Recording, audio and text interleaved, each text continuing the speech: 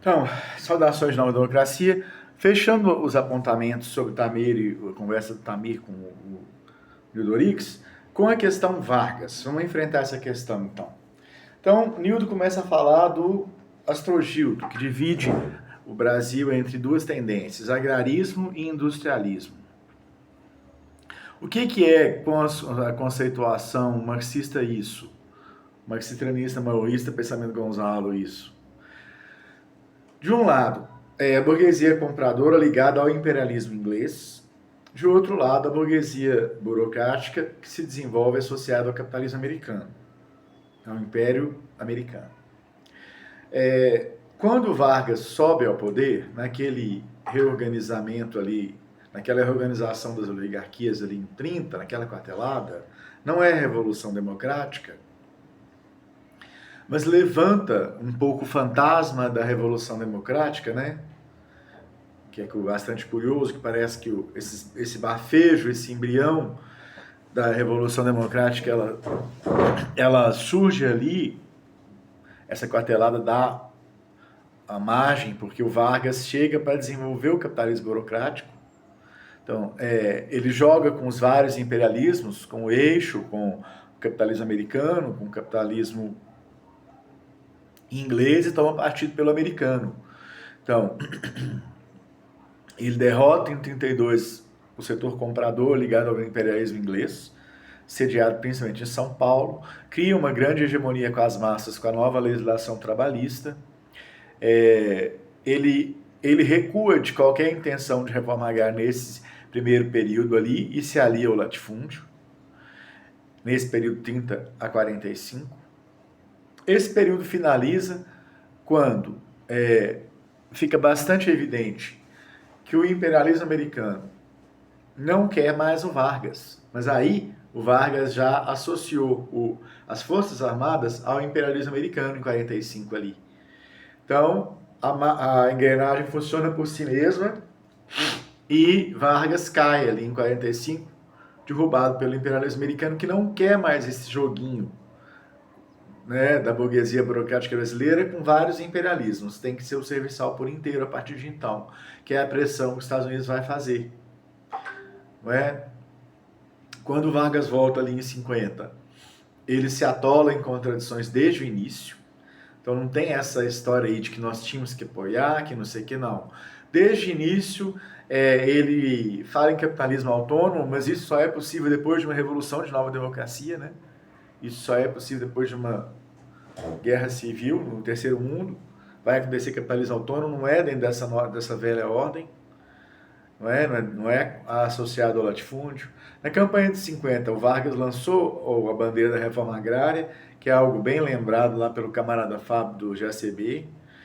Mas então é o seguinte, ele assusta o latifúndio, que já está fechado com o imperialismo americano contra ele, não conquista totalmente os setores progressistas, porque tenta uma reconciliação com os americanos, com o imperialismo americano. Então ele lança, por exemplo, a ideia de mandar tropas para a Guerra da Coreia, sim, diretamente a combater o comunismo, né?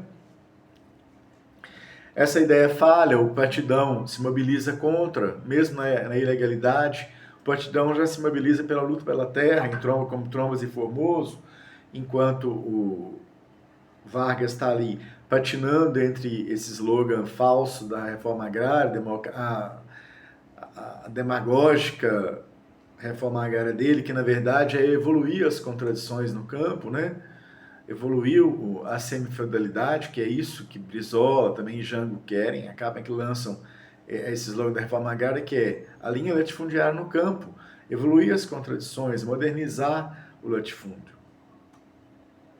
Eles querem ceder algumas terras devolutas e tal para os camponeses, um pântano, um brejo ali, um lugar insalubre, distante,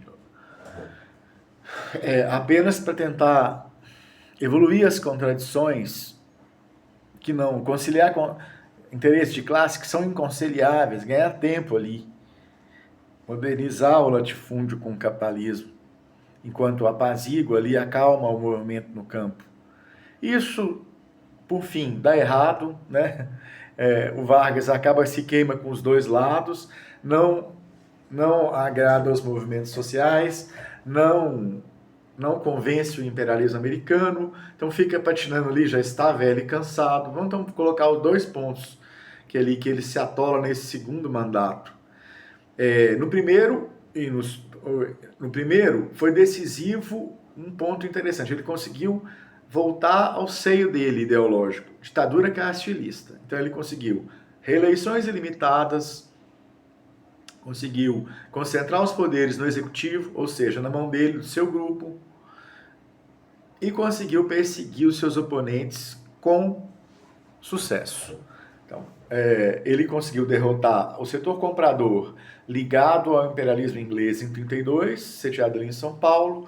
Depois ele conseguiu derrotar outro setor comprador que está ligado ao eixo, a Alemanha e a Itália, na figura do grupo do Plínio Salgado, o integralismo. Então ele conseguiu derrotar esses 2 setores e conseguiu jogar entre os imperialismos, conseguindo coisas e tal, optando pelo capitalismo americano. Então, quando no segundo mandato ele passa a tentar o capitalismo autônomo, isso não é viável dentro da ordem do velho Estado.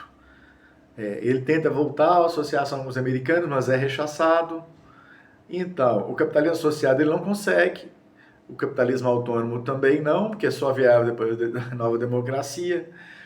Ficar bem com o latifúndio ele não consegue, porque ele lançou o slogan da reforma agrária. O latifúndio teme, mesmo um governo que apoia movimentos sociais a propósito de conciliação de classe e entregue terras dando poder para esses movimentos sociais, mesmo que sejam terras ali áridas ou distantes, ou um sopé de montanha, ou um brejo, esses camponeses venderiam essas terras e ganhariam poder, ganhariam dinheiro, mesmo que fosse algo de terras devolutas, que o Estado dá, não repartindo do latifúndio.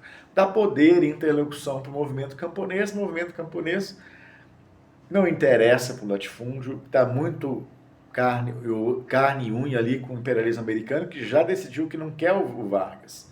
Então, o Vargas tenta fazer concessões para o setor comprador que está com os Estados Unidos, mas o exército está firmemente com o imperialismo americano, com a Igreja Católica, com o setor da comunicação de massas, e já decidido a retirá-lo como uma figura que traz desestabilização para esses setores, né?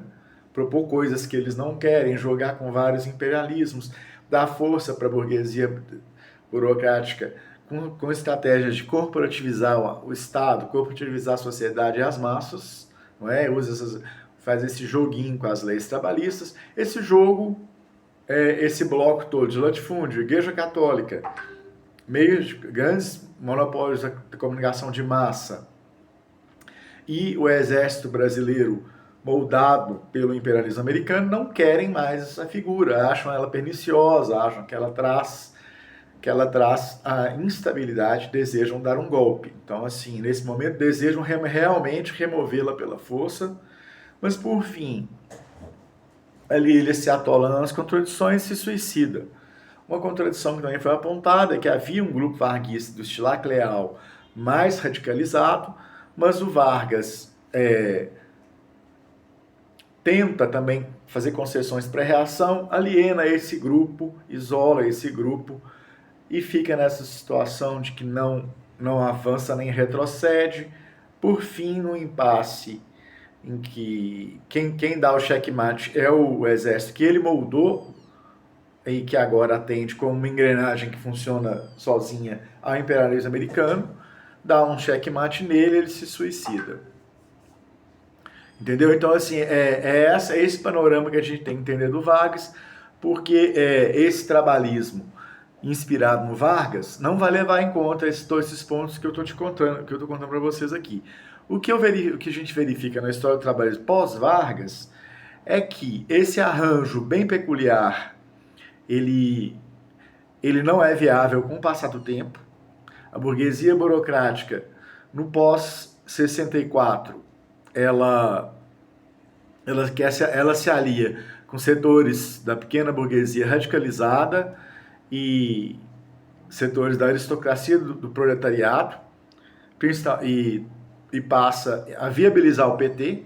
Então, o PT, de início, eram só esses setores da pequena burguesia radicalizada e da aristocracia do proletariado, mas aí esses setores vão ter apoio de partes da burguesia, vão se reorganizar, alguns grupos vão ali tentar reunir os setores mais avançados do proletariado, esses pequenos grupos tipo PSTU, PCBR, PSOL, vão ser isso.